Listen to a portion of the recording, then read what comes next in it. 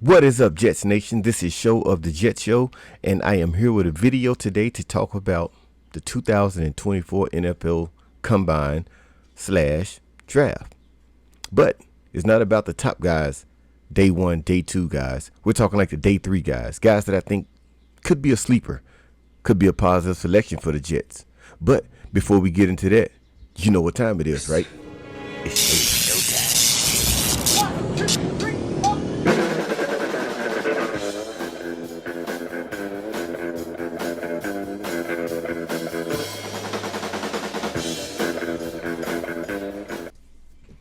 What is up, Jets Nation?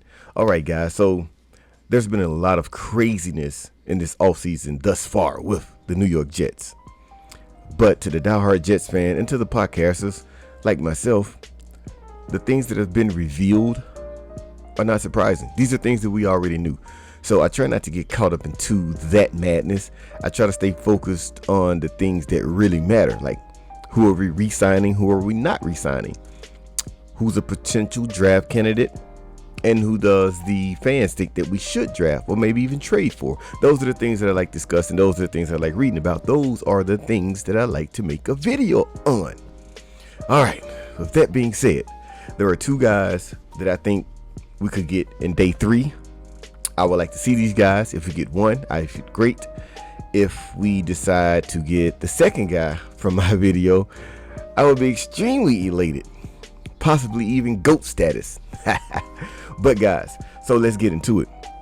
This first guy that I'm gonna talk about, he's a unicorn far as his physical attributes. It's rare you see a guy in this position this size. It's none other than the safety from the Miami Hurricanes, James Williams. This guy is 6'5", 215 pounds. His run stopping ability, I have it graded roughly at about a C. His zone coverage, I have him graded about a C. But his man coverage is about a B plus, maybe A minus. For his size, the guy can actually play pretty good in his position. The guy can play pretty good man coverage. Zone coverage, he needs a lot of work on. But once again, he's a day three pick. I think it's somebody that we should definitely consider. Looking at that, we probably have moved on. I think we have moved on from Jordan Whitehead. And we're left with Ashton Davis, which we have to resign. We also have the young Tony Adams, which is one of my favorites. And I'm sure Chuck Clark will be back. So who will be that fourth guy? I think that fourth guy could easily be none other than this guy, Mr. James Williams. Now, he's a junior. He's 21 years young, so he still has a lot of football left in his life on those young legs.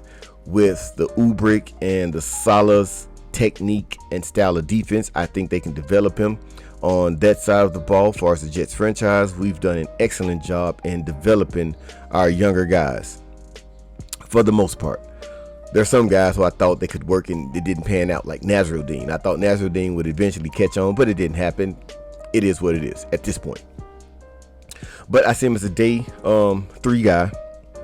Position rank overall, he's a number 25. Overall rank, they have a rank at about 117.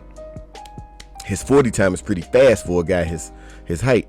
His college pro day, he ran a 4.46. So we'll see what he does in the combine if he's invited. I'm not sure about that, but I'll be going live here in a minute with that information. So that's the first guy that I want to talk about, guys. And let me know your thoughts about Mr. James Williams from the University of Miami, the Hurricanes. I used to be a Hurricanes fan when I was a kid.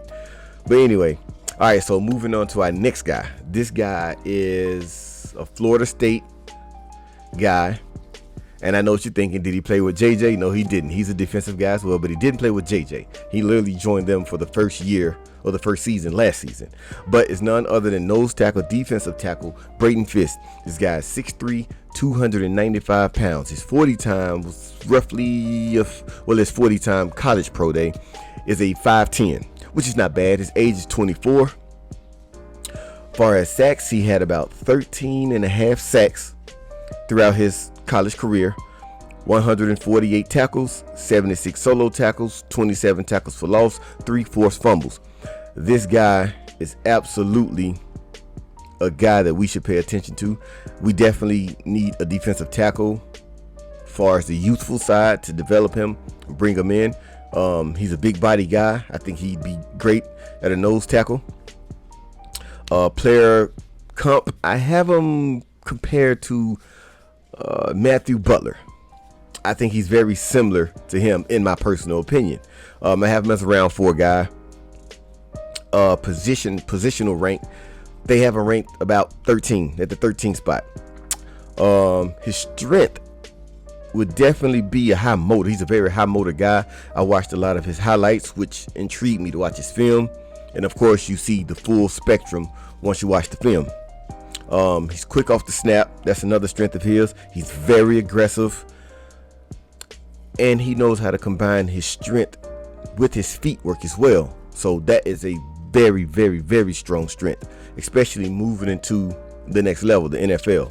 Now, his weakness, he doesn't fight through double teams. Sometimes it's like he kind of just gives up and just let the play happen when he's faced double teams. So it's like he kind of like demoralizes him, I guess, in a sense.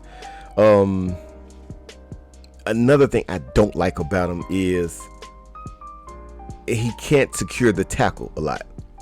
A lot of times when I watched his full games, he would be the first guy to the runner, to the quarterback, but they would somehow get it loose. He would have his hands on him, just couldn't get him down. So it would be like the second attempt from another defensive player on his team to secure the tackle. So that's a weakness that he can improve on. Maybe it's a technique thing. But like I said earlier, with Robert Saleh and Ulbrich, that may be something that we can teach him to get him out of that bad habit. I think far as that, I didn't really see any other main weaknesses other than those two. Once again, he is a project. He's nobody, in my opinion, that's going to start, day one. But he is a project that we can hopefully build into becoming a staple on that D-line.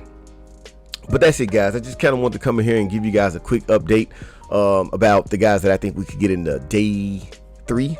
I know a lot of eyes and ears and videos are about the day 1, day 2 guys, which is cool. I just always try to bring a little something different, maybe give the fans and myself, something else to be hyped about. Because a lot of times around day 3, we're kind of like not watching it. Who is this guy? Where did he come from? So maybe one of these 2 guys, can come into the building with the Jets, and we could be like, oh, Show told us about him, man, and it seemed like it worked out. It's a pretty good deal. So anyway, let me know what you think in the comments. I hope you guys enjoyed this short video. If you do, like, comment, subscribe, and you know what time it is, right? Showtime. All right, guys, go Jets. Peace out.